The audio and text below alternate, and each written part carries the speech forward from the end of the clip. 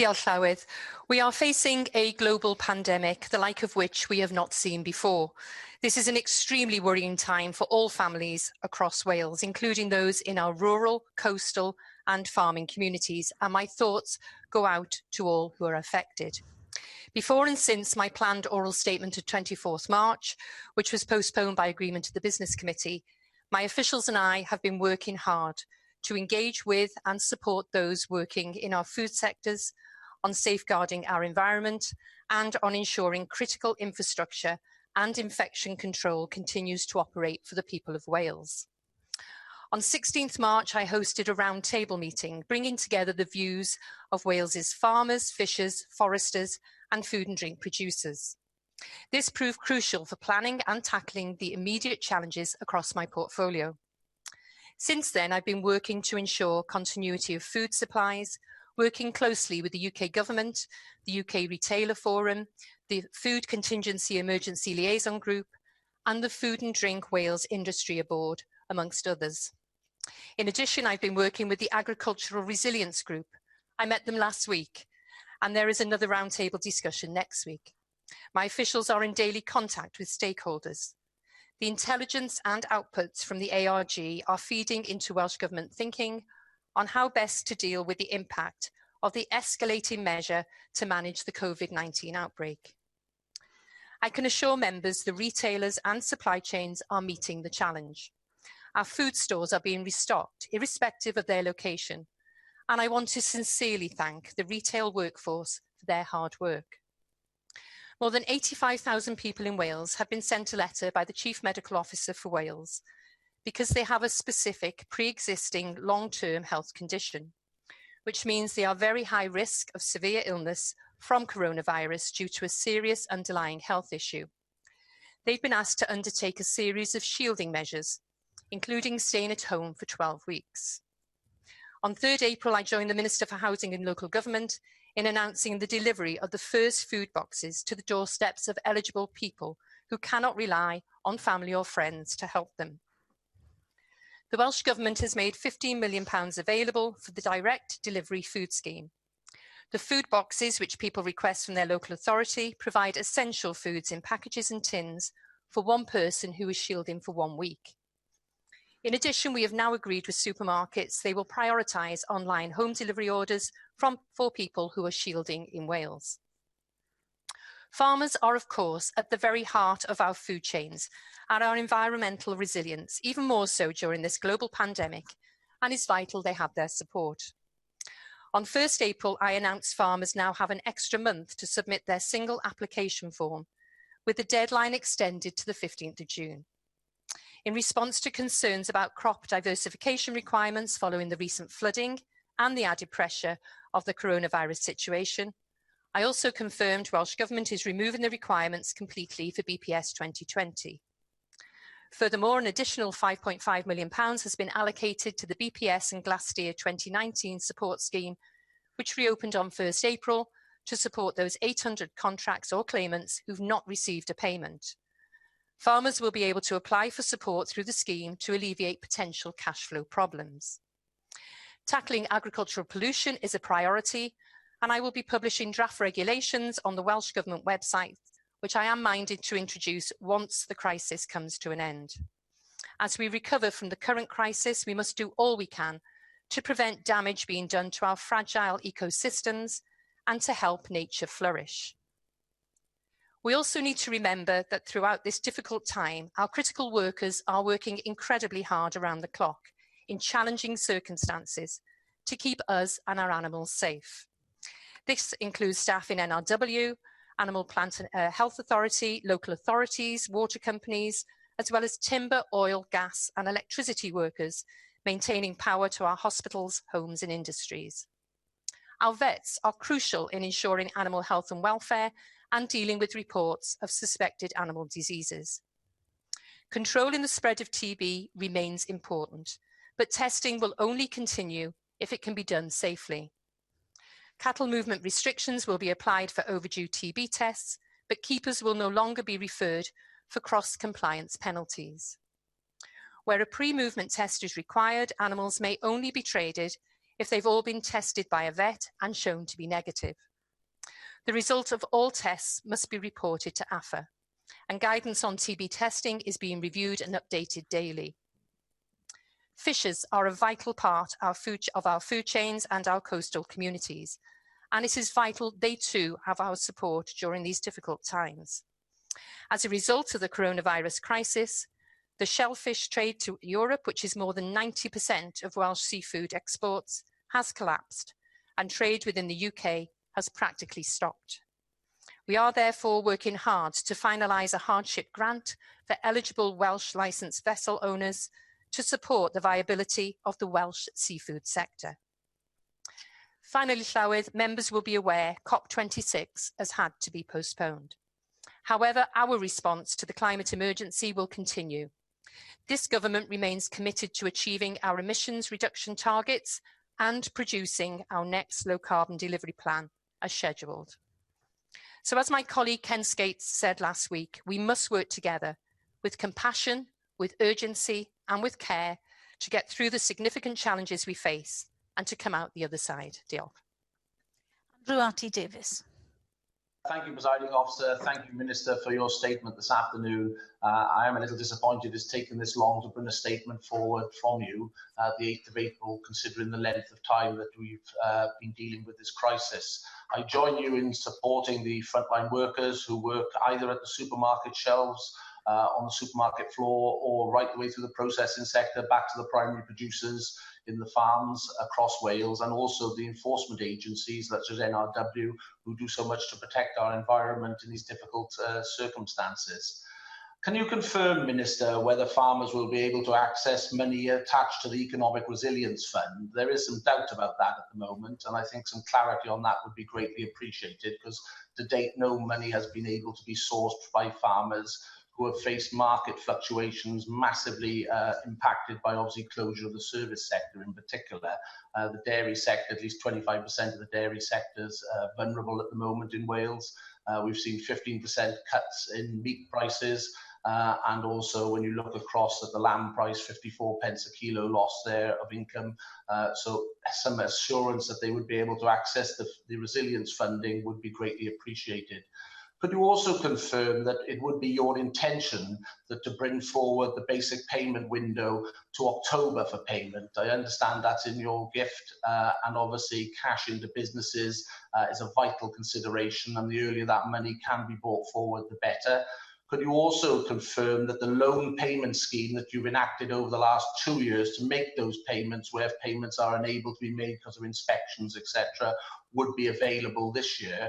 And that the modulation, the 15% modulation that you move from Pillar 1 into Pillar 2, will be ring-fenced for the agricultural sector under the Rural Development Plan. You touched in your statement around the support for the fisheries sector, and you rightly identify the collapse in the marketing opportunities, especially in the shellfish market. You highlighted that a support package is being put together. Could you give us an indication of when we might see that support package, what sort of timeline you're working to? When it comes to supermarkets, we've had reports over the weekend that obviously Polish meat has been on the shelves in many supermarkets, in particular Asda's and Sainsbury's. I've had confirmation today that Sainsbury's saying that that was very much a one-off because of market conditions. Can you confirm from your discussions with supermarkets that they are committed to purchasing and buying local produce? Because it seems an anomaly to me that the taxpayer is supporting many supermarkets through various initiatives, and yet they're undermining market conditions by importing such product onto the domestic market.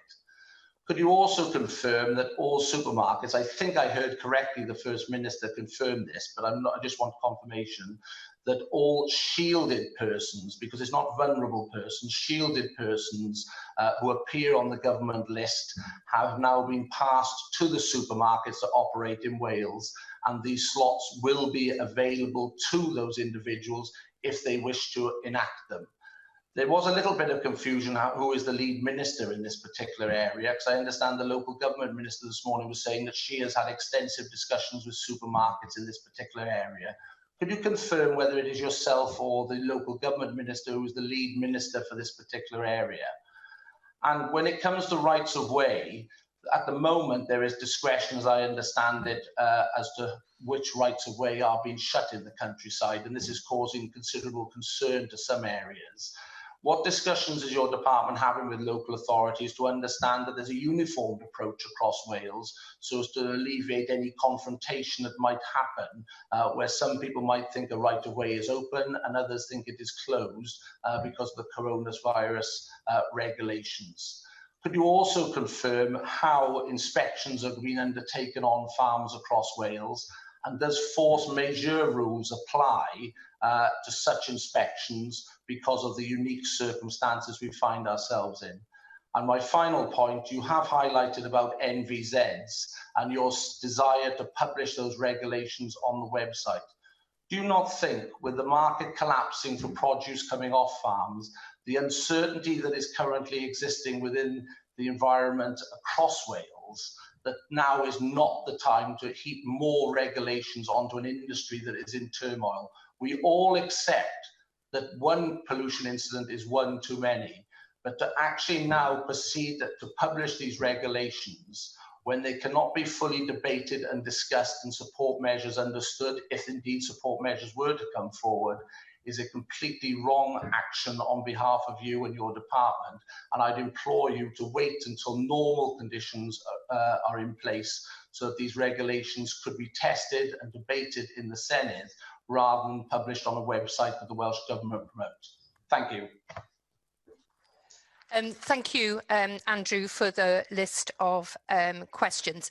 So there's been a huge amount of work done from right across my portfolio, and whilst this is the first opportunity to be able to make a statement in the Senedd, I hope that I've been inundated with written assembly questions and correspondence, and my department has sought to answer as quickly as possible. You ask firstly around whether farmers can access funding from the Economic Resilience Fund. I suppose there's two areas here. I think if farmers have diversified, so for instance, if they've got a glamping business within, they certainly can. However, around normal agriculture activity, I think we need to look at a bespoke package in relation to that. So that is an ongoing piece of work at the moment to see if we need to look at what's on offer within the Resilience Fund or whether we do need a bespoke package. I think, normally we would look at a bespoke package. Dairy is clearly a major issue. And again, there's significant work been done around that. I think it was on Monday, I wrote to Secretary of State for Department for Environment, Food and Rural Affairs in the UK government, George Eustace, emphasising the need for us all to collaborate as governments to use the powers available that we have at the moment to protect the food supply chain. So we've been working very closely around dairy. I have at least 1 or 2 discussions a week with the Secretary of State, and clearly the impact of the realignment of the supply chain is having, particularly on dairy, is significant. And I think it was probably one of the first things to impact when the food service sector also collapsed very early. Around BPS, that is something I will monitor, whether we need to do it in October, whether we need to do the loan scheme again. As you said, we've done it for 2 years now. I still haven't had commitment from the UK government around the 15% modulation. We're still awaiting that. The timescale for fisheries, I hope this week. And certainly last week I had discussion with the Welsh Fishermen's Association, with Jim Evans, and again we're working to that timescale of this week. You raised the issue around Polish beef, and that had been raised with me by the NFU last week. And at my regular weekly meeting with DEFRA and Scottish and Northern Ireland governments with the retailers, it was raised there also. And you are right, both Asda and Sainsbury's have said it is a one-off because they had such a demand for mince, particularly at the start of the pandemic, when I think people were panic buying much more than they are. Well, I don't think panic buying is happening now in the way that we saw initially. The need for them to support our producers is something I've spoken with every major supermarket myself. one of the concerns that was raised to me very early on was that perhaps some supermarkets were looking at rationalising their products, and it could be the small Welsh producer that was affected. And I heard of one example of that. I took it up directly with the supermarket, and it was reversed, for which I'm grateful. So I think all supermarkets recognise that we need to promote and support Welsh food producers where they can. In relation to the supermarkets and the shielded list, so I lead on this area. However, I do work very closely with Julie James, the Minister for Local Government, and also with Vaughan Gethin, and the three of us meet twice a week and have continued to do that around supermarkets.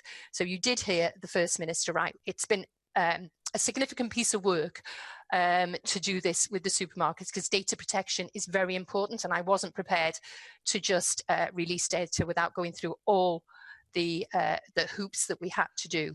So my understanding is data contracts with all 8 major supermarkets will have been completed by today, and those slots will be protected for the shielded group. And you make a very good point that I want to reiterate, that it's not the vulnerable group, it's the shielded group. So as you heard me say in my statement, about 85,000 letters have gone out. Those are the shielded group. And so for those people, those priority online slots will be made available. Both Sainsbury's and Tesco's told me on Monday that they have about 100,000 of those slots right across the UK. There has been quite a lot of noise, I think, around vulnerable people, and I absolutely appreciate that. But if you look, we think across the UK, there's about 15 million people who would be classed as vulnerable in the way that we're talking. So the supermarkets just could not cope, obviously, with that number of online shopping slots. So it was most important to ensure that we have those online priority slots for the shielded people, and that's what we've done. You ask about rights of way. That's obviously an area that Hannah Blythen leads on, and as you rightly point out, it is local authorities that have the powers to close those footpaths, and I know the Deputy Minister is working with local authorities in that area. I think it's really important to clarify that all I've done today is say that we will put the draft regulations on the Welsh Government website. They are not being introduced. As you say, we cannot accept agricultural pollution at the level we've seen. We've had a spike recently. You may have seen the press release that came from Natural Resources Wales. We've seen a spike over the last few weeks. Agricultural pollution is not something that most farmers would ever allow on their farm. So those following good practice will not see any major change as a result of those regulations. The information in those regulations has been seen by many people, and I felt it important to share that information. You'll be aware of the UKCCC report, and I had to publish, I would say, by the autumn, and I did commit to publishing and introducing the regulations by Easter. I am not doing that. All I'm doing is publishing the draft regulations, and there will be plenty of time to debate those in the Senedd. Llyr Gruffydd. Am I datganiad. Dwi'n hefyd eisiau talu teyrnged i'r rheini oll sy'n gweithio fewn y sector bwyd i sicrhau bod y bwyd yn cyrraedd ni o'r fferm i'r fforc, fel maen nhw'n dweud, ac i ni gwerthfawrogi i ymdrechion nhw wrth gwrs. So mae rhaid i fi, Gweinidog, os gai fynegu siom ynglyn â'r datganiad, achos pryn wedi cael unrhyw beth newydd yn y datganiad yma, rhywun ni wedi cael i bob pwrpas yw ail adrodd cyhoeddiadau chi wedi gwneud yn flaenorol. Yr unig beth newydd i chi wedi gyhoeddi bob pwrpas yw y cyhoeddiad chi wedi gwneud ynglyn â'r drafft reoliadau'r NVZ. Ac wrth gwrs, chi'n ymwybodol bod hwn yn un o'r pynciau mwyaf dadleuol i chi wedi bod yn ymrafel ag ers blwyddyn a mwy. A mae'n destun gofid a phryder mawr i'r sector. Felly pam bod chi'n dewis nawr ar gyfer gwneud coeddiad o'r fath? Mae rannau helaeth o'r sector ar ei gliniau, fel ni wedi clywed, a dwi'n ofni bydd e'n cael ei weld fel rhywbeth antagonistig, bydd e'n cael ei weld fel rhywbeth calon galed, fel rhywbeth creulon, a dwi dal ddim yn deall y rhesymeg ynglyn â pham nawr. Dwi'n deall mae drafft yw e, dwi'n deall bod e ddim yn dod i'r rym, ond mi fydd y canfyddiad allan yn y wlad yn un dwi'n meddwl fydd yn gadael bobl yn crafu pennau ar yr adeg, wrth gwrs, pan dylai ni gyd fod yn ffocysu ar y gwaith sydd angen i wneud, oherwydd mae pwysau aruthrol, fel i chi'n gwybod, ar sector yn y cyd-destun sydd ohoni. Chi wedi dweud dim byd ynglyn â'r genogaeth busnes yn eich datganiad, chi wedi ymelaethu chydig eiliad yn ôl. Does na ddim eglurder wedi bod ers wythnosau lawer ynglyn â oedd ffermwyr yn mynd i allu cael mynediad i ryw fath o becynnau cymorth busnes. Mae yna ddryswch wedi bod ynglyn â di bobl yn gymwys ar gyfer yr hyn sydd wedi gyhoeddi. I ni heddi am y tro cyntaf yn clywed awgrym falla'ch bod chi yn ystyried rhyw gynllun bespoc. Dwi'n meddwl fydden ni wedi gwerthfawrogi clywed rhywbeth tebyg i hynny cyn heddi.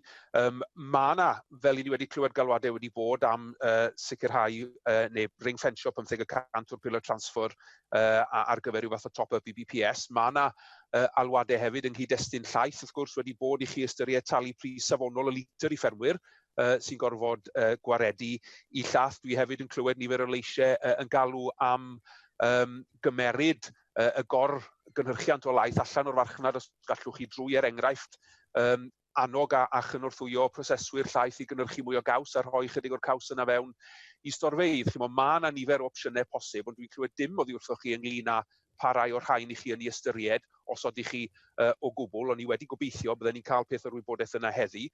Dwi yn nodi eich bod chi'n dweud ychydig am brofion TB yn eich datganiad chi.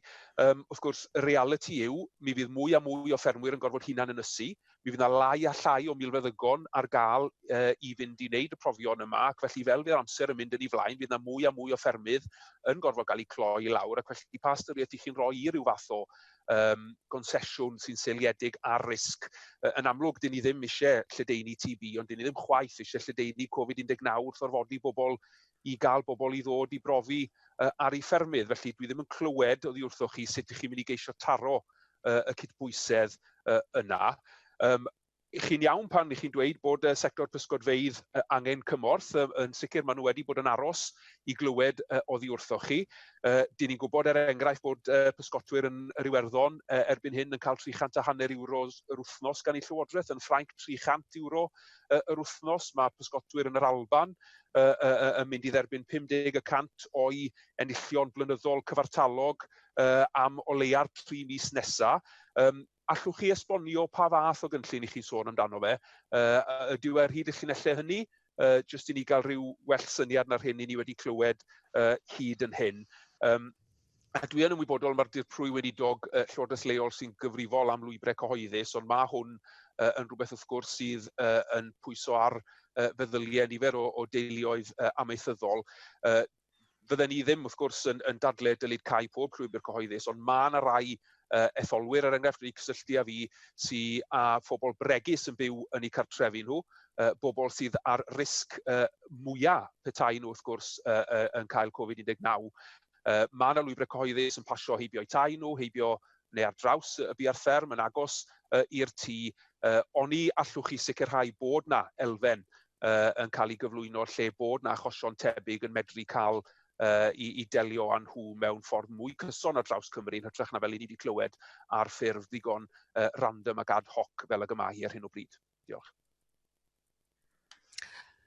Diolch, Llyr, for those questions. You started with the draft regulations, and you will appreciate it's not being antagonistic at all. I had committed to publishing those regulations before the Easter recess. I don't know where we are going to be in relation to COVID-19 as the year progresses, and as I said in my answer to Andrew RT Davies, you'll be aware of the UK CCC report, the land use report, and what they referred to the need for us to do. We would have been the only country in the UK that hadn't done that. And I know that Llyr always wants to associate himself with action that we take on climate change. And this is a really tough decision. I appreciate that. But I am not doing anything at the moment to be antagonistic. And I can absolutely assure you we are all focused on the work at hand in my department. However, that information that I will publish in draft regulations has been in the hands of many people already. For the sake of transparency, I believe it's right that that information is out there. There's been lots of misinformation, I think, and I think it's only right that the regulations are published in draft and that everyone not just a few people have access to that. Around business support, as you said, I mentioned to Andrew RT Davies about what farmers would be able to apply for within the current scheme. But the work around looking at what we can pull out of that scheme, if you like, and whether there needs to be a bespoke package. And certainly my discussions with the farming unions, I think they've always had a bespoke scheme. So that was the reason for looking at that. But that work is ongoing and obviously needs to be done with pace. In relation to dairy, it is important, I think, we work across all governments. And I mentioned that I have written to George Eustace. I have not received a response yet, but dairy is obviously discussed with stakeholders. I mentioned in my statement that I attended remotely, of course, the Agricultural Resilience Group. There's also the Dairy Focus Group.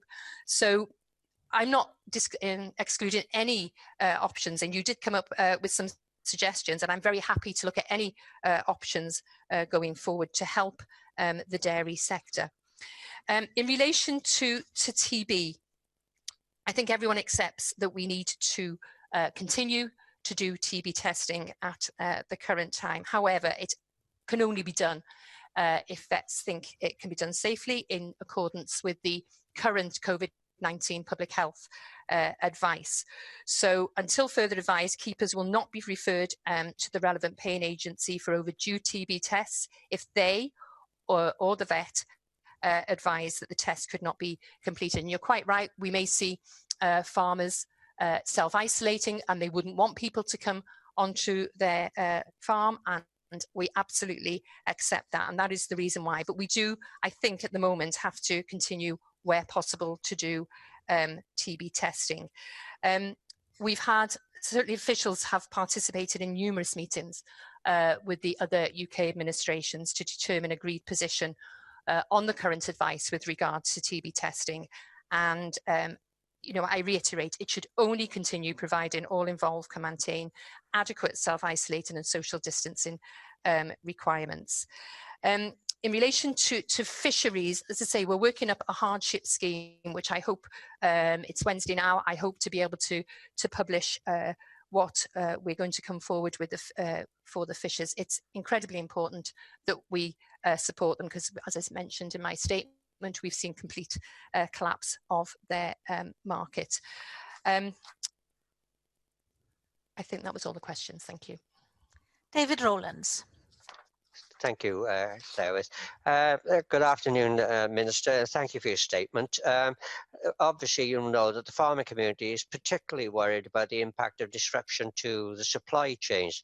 This can have a significant impact on the ability of farmers to get their products to the marketplace, which of course impacts on the farmers' overall income.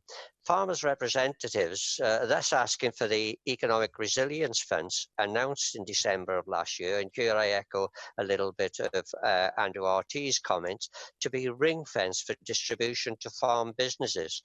Could the Minister inform us as to whether this measure is or will be implemented? I'm sure you'll agree with me, Minister, that British farmers are amongst the most innovative and effective and efficient in the world, but they need the funds to carry on delivering in the magnificent way they have so far. Secondly, Minister, one of the great concerns of the farming community is the increase in the number of people using public footpaths, as referred to by Llyr earlier, some of which come close to their homesteads, which in turn increases their exposure to coronavirus. Whilst we in the Brexit Party would not support the closure of footpaths, which some farmers are asking for, we would ask the Welsh Government to initiate a campaign highlighting the countryside code, which is often being flaunted by some of those accessing farmland. This is particularly evident with people not keeping dogs under control. And this aspect is obviously extremely worrying for farmers, given that the lambing season is in full swing. So again, will the government commit to a campaign outlining the key aspects of the countryside code? Thank you, David Rowlands, for those two questions. I'm not quite sure if you were talking about the 15% modulation. If you were, I was, as I said to Andrew RT Davies, we still haven't had assurance from the UK Treasury that we will be receiving that money. And I think I answered the questions around the Economic Resilience Fund to both Andrew and Llyr. I absolutely agree with you that Welsh farmers are innovative, and they certainly do need our support, and we will be working on what we can do to help, having looked at the Economic Resilience Fund and also a bespoke package. In relation to your second point, I'm certainly very happy to promote anything that protects the countryside in the way that you referred. As Hannah Blythen is the lead minister on public footpaths, and I know has been doing a great deal of work with local authorities. Specifically about public footpaths on farmland, I think the public rights of network, as you say, we wouldn't want to see them closed. They're very important, particularly at this time when we are encouraging people to go out once a day to exercise, etc. But I think we need to make sure that farmers are happy with the access on their lands. Certainly, again, I did discuss this with one of the farming unions last week, and they were at pains to tell me really that most public footpaths on farmland don't go close to their houses and have infrastructure. So if you think of stiles, for instance, or kissing gates that farmers don't use. But clearly, I'm very happy to look at things on a case-by-case basis. Llyr has actually spoken to me before about a particular incident which he's just raised again. But at the current time, there are certainly no plans to close footpaths across farmland. But as I say, Hannah Blythen is the lead minister in relation to footpaths. Jenny Rathbone. Thank you very much, Minister, for your statement. I note that you say that that you have had assurances from the supermarkets that they will prioritise online home delivery orders to those who are shielded. I've today had two emails from shielded families who are not getting that service from the supermarkets and are being told that they're still waiting for a list of those who are shielded before they will do that. It seems to me their response is inadequate already. If somebody's telling them they are shielded, they should be prioritising deliveries to those people, pending being able to double check that that is the case. So I'd like a bit more detail really on how we are ensuring supermarkets are stepping up to the plate on this important issue, because otherwise clearly we've got to ensure other arrangements are available to keep them safe if they don't have family or trusted neighbours locally to do it for them. Secondly, there's already been a very significant spike in the wholesale prices of vegetables and fruit. And so several things arise from that. One is, it seems to me that it is the role of government to mobilise a land army of people to enable horticultural production to be massively ramped up as it is inevitable that supplies are going to be interrupted from abroad because this pandemic is a global one. I and a group of other members wrote to you separately earlier this week about the role that garden centres could play in both enabling people to grow their own vegetables and fruit, but also to improve their well-being both physically and mentally whilst they are confined to their homes. And those people who have the privilege of having a garden ought to have a bit more time to enable them to do that. So any information you can give on how we can at the very least ensure that the plants currently not being sold in garden centres that have closed can be made available possibly through schools so that they can be planted, as we simply can't lose that produce. And thirdly, I would make a plea on behalf of those children who have no access to outdoor play at home. It is absolutely vital for them that our public parks are kept open. Otherwise, there will be very serious consequences both for their well-being, but also in particular, if they are living in very overcrowded conditions, the parks are a place where they can go to escape the tensions that are no doubt occurring at home.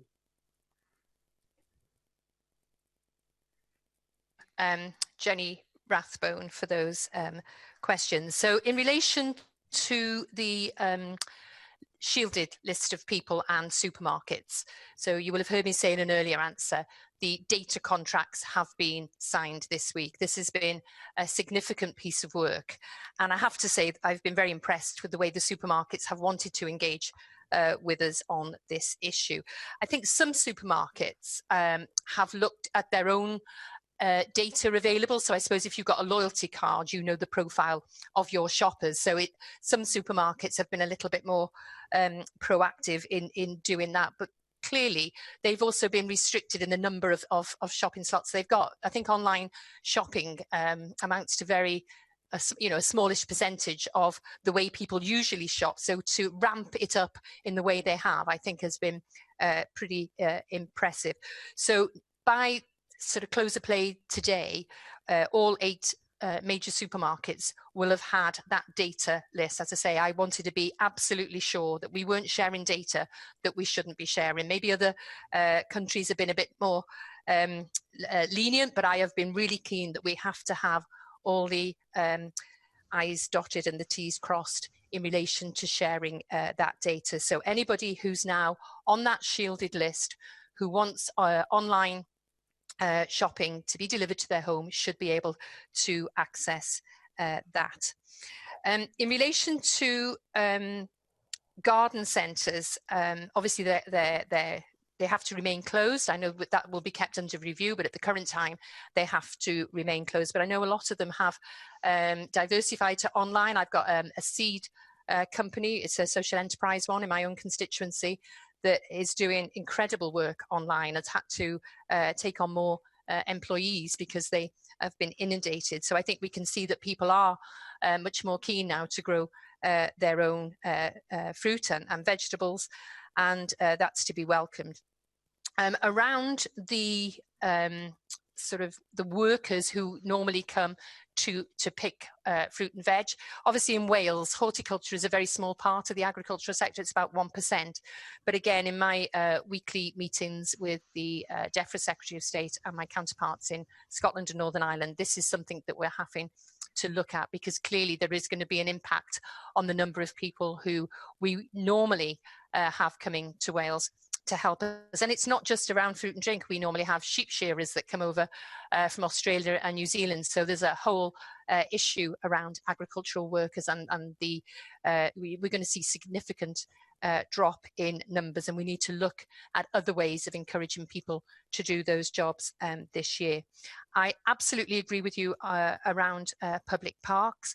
I think the First Minister alluded to the tensions and the difficulties that people will be getting from having to socially distance, and I can think of nothing worse than not having to be able to take your children out into open space every day.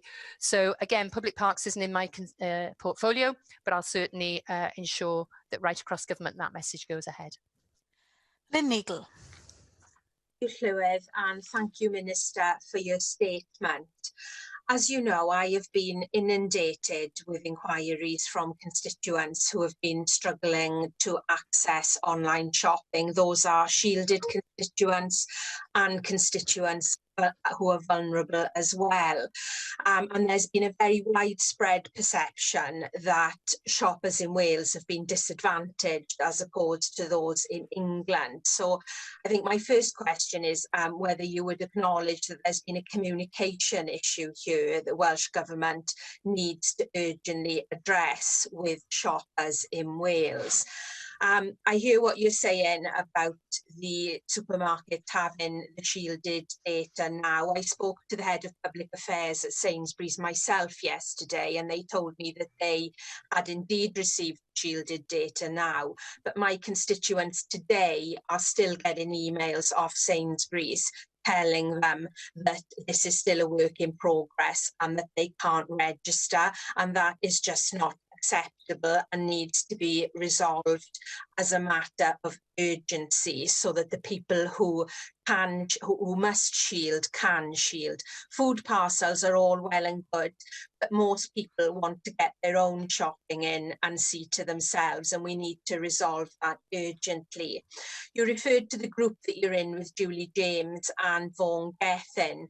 I'm also concerned because I'm still getting constituents who are on the shielded list but haven't received a shielded letter, and not all GPs are taking the same approach to shielded patients. So there is an issue there about people being able to actually unlock that support in the first place. So I'd like to ask you to raise that with Julie James and with Vaughan Gethin, so that we have got a consistent approach to the shielded across Wales. And then my final point relates to vulnerable people more generally, because that is actually a huge group that is outside the shielded group. I've been contacted by people with sight problems and other vulnerable people who've always shopped online and now can't get an online shopping slot. So I'd like to ask you what you think the solution is for those people, because I don't think it's realistic for local government to be able to take food to all these people or volunteers. And I would like to see the Welsh Government really working proactively with supermarkets to really boost that online capacity. I know it's a challenge, but if we can boost online capacity, that will also help the social distancing with less people going shopping in the first place. So I'd like to ask you what your plans are going forward to work proactively as a government with the supermarket to really boost that online capacity so that it can meet the needs not just of the shielded, but of the vulnerable in Wales, which is a much bigger group. Thank you. Thank you, Lynn, for those questions. I should start by saying people in Wales have not been disadvantaged. My understanding is there was only, on Monday, there was only one supermarket that had got the data from England. So it was one supermarket on Monday. We had 3 supermarkets on Monday who had our data. We'd signed the data contracts on Monday. So as far as I'm aware, we were actually ahead, not behind. So certainly they haven't been disadvantaged. You mentioned that some people on the shielded list, and I too am getting a lot of constituency casework around this, that they haven't received the letters. It's from people who think they should be on the shielded list, and I will certainly take the point up with Vaughan Gethin, but my understanding is if people can contact their GP, they should be able to find out then if they are on the list and when they will get their letter. But again, I would think by today, everyone on that shielded list should have had their letter, but I will certainly raise it at my next meeting with Vaughan and Julie James. You mentioned also in the first question around some of your constituents still getting emails saying it was work in progress. I agree that's not acceptable, as you yourself said. Sainsbury's informed you that they have now had the data, so I think they need to make sure that their websites are up to date, and I will go off from this statement and I will make sure that officials contact all 8 supermarkets to make sure that information is there, because there's nothing more frustrating than on a website and you haven't got the correct information.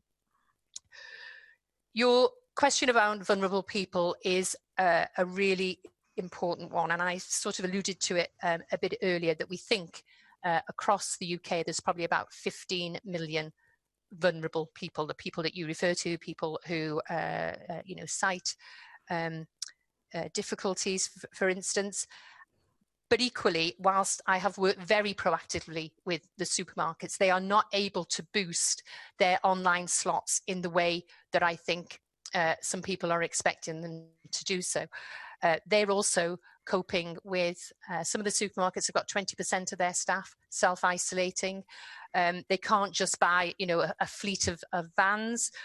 A lot of them have managed to increase their online slots, some of them significantly. There's one supermarket, that's Morrison's, that have a huge amount of online shopping activity, and they've managed to boost their slots in a way that the others haven't been able to. However, both Tesco's and Sainsbury's have now got 100,000 slots that they are keeping for that priority group, for that shielded group. I think you're right about the food parcels. They are there for people who are on the shielded list that have absolutely nobody to bring food to them. I'm really pleased, and I'd really like to pay tribute to my officials in the food division who have done an incredible job to get those food parcels out so quickly. And all 22 local authorities, I thank them very much, because they're our partner in this. There's now a very robust system in place very quickly to get those food parcels out. But it's not for everybody, and some people won't be eligible for them. Some people won't want them, and they will want to continue that online shopping. But I think realistically, the supermarkets are doing all they can and continuing to do all they can. When I dialed into the retailer meeting on Monday that DEFRA organised, again, I think most of the supermarkets have taken extra staff on to be able to cope with the ones that were self-isolating and are unwell. But I'm very happy to continue to work very proactively with the supermarkets to try and do all I can. Janet Finch-Saunders. Clywyd. Good afternoon, Minister. I can just, on today's statement, the mention of the 85,000 slots for the shielded list, and it really is to endorse the comments by Lynne Neagle AM.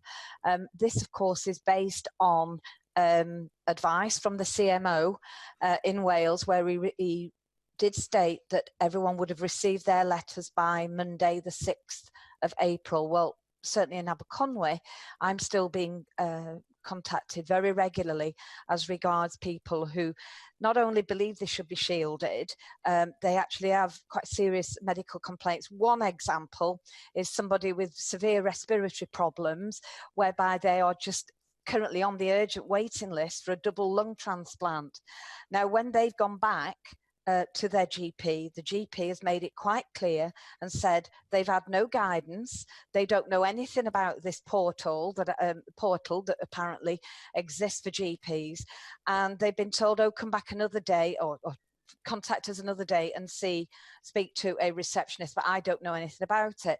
And I've had a number of constituents who have medically recorded serious complaints and would ordinarily, because of the medical records they hold, be considered as shielded. So if you could speak to the health secretary to ensure that you can then add them, because clearly we'll pursue them on behalf of our constituents, but I hope there's some scope there for you to add them to your shielded list.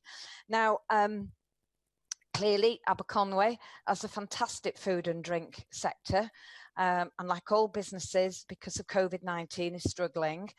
Some of them having to dispose of food. It's been touched on by our dairy farmers, having to dispose of milk. So I'd like to know what quick action you can put in place to support our dairy farmers. Also, another question I have, in light of the new health protection coronavirus restrictions Wales amendment regulations that came into force yesterday, will you clarify, Minister, what the Welsh Government regards as reasonable measures to be undertaken by such as butchers, those who are now providing a very vital role in delivering food, food producers and delivery companies, and, you know, what are those reasonable measures to be undertaken by those businesses attempting to meet the need to ensure that a distance of 2 metres is maintained between persons on their premises? Because some companies have said to me, we're going to have to halve the number of people if we strictly adhere to those rules.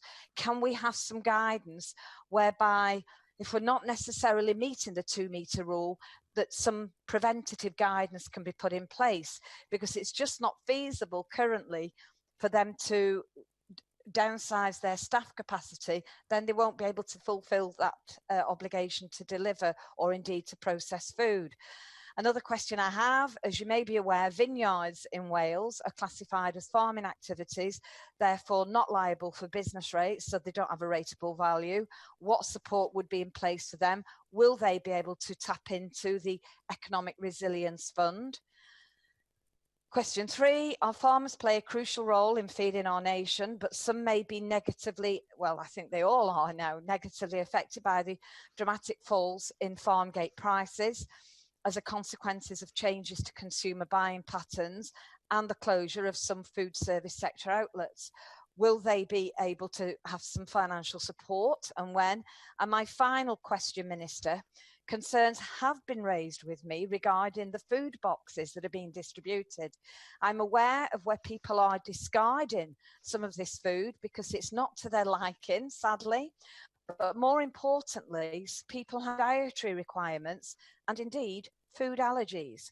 So what considerations have been put in place when in the making up of these boxes to take into account those with specific dietary requirements and indeed food allergies? Thank you. Thank you, Janet, for that list of questions. Around the shielded group of people, I think the majority of your questions were around people not getting the letters, and I'll certainly raise it with the Health Minister. I have already raised it with the Health Minister, because I said in an earlier answer I've had constituents contact me, but I think the nub of your question was around, will we be able to then add people to the shielded list? And absolutely we will be able to. I can give you that assurance. Clearly, many of our food and drink producers have had a severe impact from COVID-19, like the economy, obviously, in general. And certainly I've heard of many businesses who donated, particularly restaurants around the food service sector, who donated food in the beginning when these measures came in. And vineyards, I haven't had anything specifically about vineyards. I am very aware of the one in your constituency, but certainly my understanding is they would be able to access the support from the Economic Crisis Fund. You raise a very important point about food boxes, because you can imagine to get those food boxes out as quickly as possible. We used the same two companies that DEFRA had used as well, because they were sort of there and ready to go, and it was easier for us to get the procurement measures in relation to getting that food out. So dietary requirements weren't sort of considered, because for those of you that don't know, a sort of typical box has a range of items. It has long length milk, it has tinned produce, it has pasta, it has toilet roll, breakfast cereal. The contents are very clearly labelled. But one thing I was very keen, well, there was two things I was really keen to do. We've done this initially for 12 weeks, but equally I would like to see more fruit and veg, if at all possible, could go in those boxes. So that's something that we're looking at right now.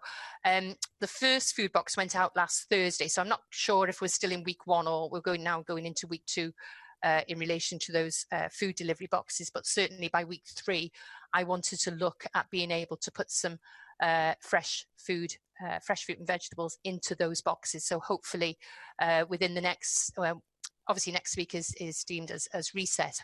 Hopefully when we come back, we will be able to do that. And we also need to look at the dietary requirements, and particularly if people have got a health condition that they need to have that. So it provides essential food for people, but it's great to see those boxes arriving on people's doorstep. It's very hard to have a one-size-fits-all solution, but I'm sure the member will appreciate it was a very immediate need to get that food out. 3 quick questions to finish this agenda item. Helen Mary Jones first.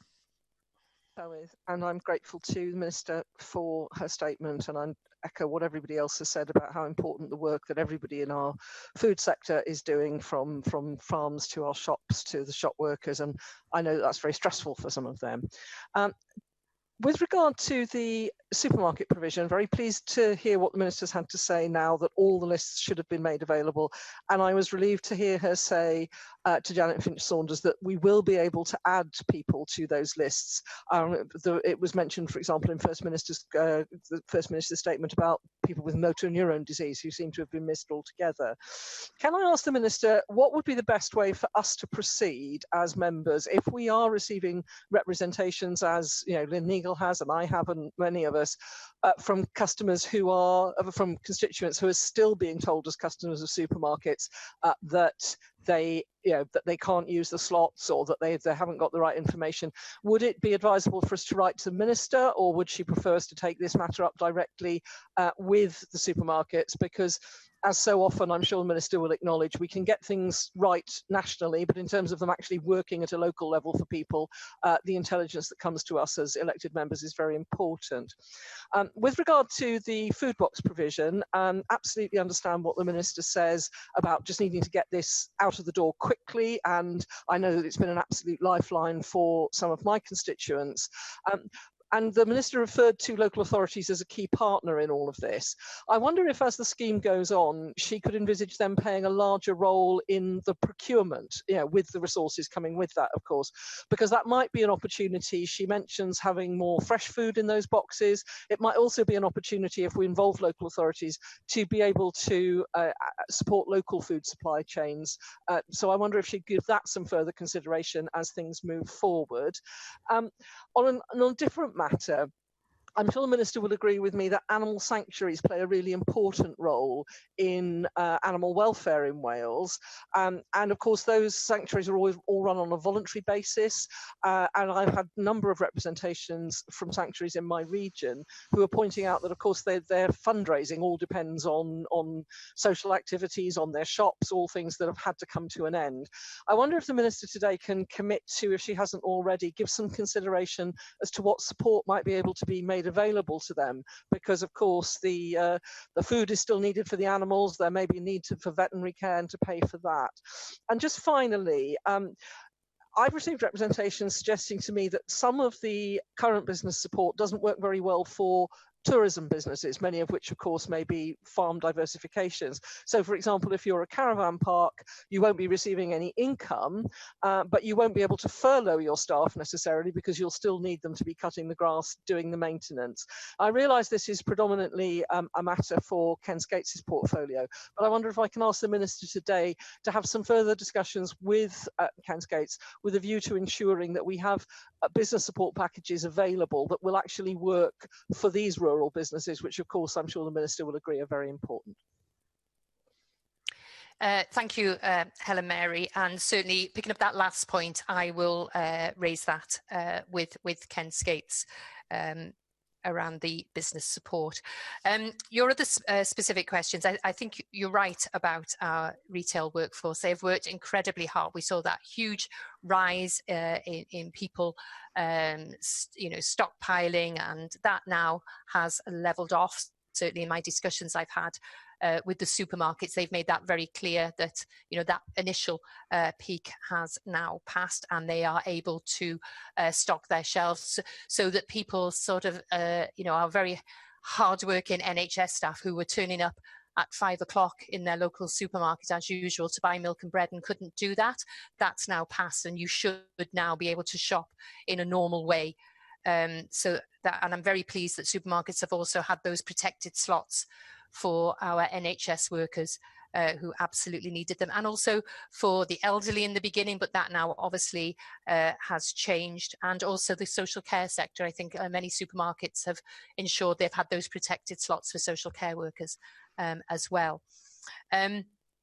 I do think there was an inconsistency also around, and this would have led as well to our retail workers finding it stressful, with protection for themselves. So for those of us that go to supermarkets, you will see now that most of the supermarkets have screens in place. And again, all the supermarkets assured me that, by the end of last week, those screens would be in place. Around the food boxes, I hear what Helen Mary says about local authorities doing. I think we've asked a huge amount of our local authorities, and I'm really grateful for the work that they've done. As I say, we've got a very robust system in place. All 22 local authorities are signed up to the food box delivery scheme. Every day I receive the latest numbers of how many food packages have gone out in each local authority every day.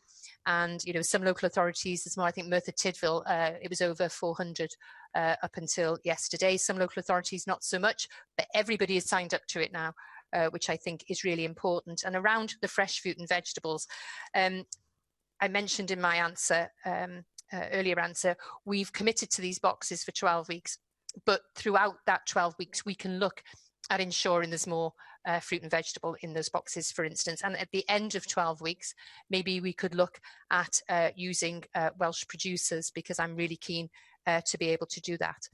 The point you raise about animal sanctuaries, and clearly for a lot of charities, they have seen probably an end to their fundraising and also their trading activity if they run a shop, for instance. This sits within the portfolio of Jane Hutt, and I know she's been having discussions around support for charities. This morning, the First Minister invited Ruth Marks to update us about the work that WCVA and the local voluntary council sectors partnerships have also been doing around this. But again, I'll raise this point with Jane Hutt. Joyce Watson. I'm not going to repeat all those things that people have asked, except for on footpaths. When you set out the regulation, there was also a 28-day review period. So I asked the Minister when she's going to make an announcement having carried out that review, because in 2 weeks' time that will need to be the case. I do want to ask about how we're going to manage getting the crops in the ground, and whether that you've had ongoing discussions with the workers' availability, because it's very clear that people who might find themselves out of work might welcome the opportunity to help here. And any update that you might have with that would be more than welcome. But I also want to ask a question that has been asked, and that's about garden centres and nurseries. And coupled with that, I suppose, all the other downturns in businesses. So there's a wider question here about how, as a government and business support community more generally, we're helping people not to just diversify in what they do, but to diversify in how they sell what they're doing and how we support them going forward. I think there's a clear case here for investment in whatever means that is, whether it's training, whether it's technology, or whatever it is, to help businesses who have expanded, who are operating normally through the current setup, but need to move online to just be self-sustaining in times like this situation now. And it's very much focused our minds, I suppose, to modernising the businesses. Thank you. Thank you, Joyce. In relation to the footpaths and the 28-day period, that will be for Hannah Blythen to review, and I will ensure she's aware of your question. I think the point you raise about crops in the ground is very important, and I referred before to the thousands of people who come, you know, seasonal agricultural workers, and clearly that's a very big issue. And it's not just about the horticultural part of agriculture; it's the other people who come and help us, you know, over the in sheep shearing, for instance. That was another area that's been raised. So I meet weekly with the Secretary of State from DEFRA and devolved administration counterparts, and agricultural workers is also comes up in a sort of cross government, I can't think what it's called now, I think it's the Ministerial Intergovernmental Group, and I've twice attended that UK government group. That's a meeting chaired by Michael Gove, where agricultural work sector and workforce has come up on the agenda. So it's clearly something that we're going to have to look at. As you said, there are people who may be out of, or they may be furloughed at the moment. So one of the questions I've been asking is, if you have a furloughed worker who's currently getting paid and then wants to do additional work in agriculture, it's important that the funding they're receiving, will that change? Because clearly people would want to make sure they protect their earnings. In relation to garden centres, you know, I mentioned that a few of them now are selling online. I'm not sure if they've had specific business support from Ken Skates's portfolio, but I'm sure there is advice there that we could share with them in order to be able to do that. Before I move to the next question, Llywyd, I just realised I didn't answer Janet Finch-Saunders around the 2 metre rule, and clearly for food businesses, and certainly meat processors raised their concerns with me last week, which I made representations about, but I'm sure you will appreciate all workplaces have a role in stopping the spread of coronavirus, and they are taking a proportionate approach. We would hope that all such places were taking a proportionate approach, and I know many businesses have sort of halved, not halved the number of workers, but made sure that space is bigger. In some areas you can't do it. So for instance, a dentist could never be 2 metres away from a patient. So and I think that's a very good example of a reasonable measure. Finally, Neil Hamilton. The Minister will appreciate that for Mid and West Wales in particular, seasonal businesses are vitally important to the economy, and this is particularly true in rural areas as well. Inevitably, the bulk of their season's income is now under threat, and it's very possible that some businesses will earn nothing during the spring or the summer, and that poses very severe threats for what comes after this crisis is over, and we need to do some forward planning therefore about cash flow situation that might arise in the autumn and in the winter. And in this respect, although businesses have been getting a lot of help from government, such as the job retention scheme, where 80% of the cost of a furloughed employee are paid, nevertheless businesses still have to pay that 20% figure. And as Helen Mary Jones pointed out in relation to security costs and maintenance costs, they continue throughout this crisis, even though there's no income coming in. So I wonder if the Minister can tell me what thought is being given to what follows in the immediate prospect after the summer to help these businesses get through the winter and back onto an even keel, because clearly it's going to take 12 months, 18 months, maybe 2 years to get over the problems which have been caused in the last few weeks. Thank you. I think you make a very important point that this is not going to right itself very quickly. This is going to be an ongoing issue for so many businesses to work for.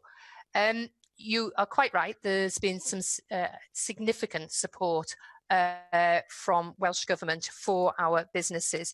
I'm sure the Minister Ken Skates is looking at this and what else will be needed. So certainly from my own portfolio, you know, I mentioned that I will be announcing support for fisheries, for instance. I don't know how long it's going to be before the market is back up and boats can go out to sea. So clearly, as I'm looking at that scheme, I need to look at it not just in the here and now, but in the longer term too. But I think we all have to accept this is going to take a long time to get over. And I thought the First Minister made a really important point about not wanting to go back to normal. I think we've seen a level of collaboration and cooperation that we haven't seen before. Thank you to the Minister.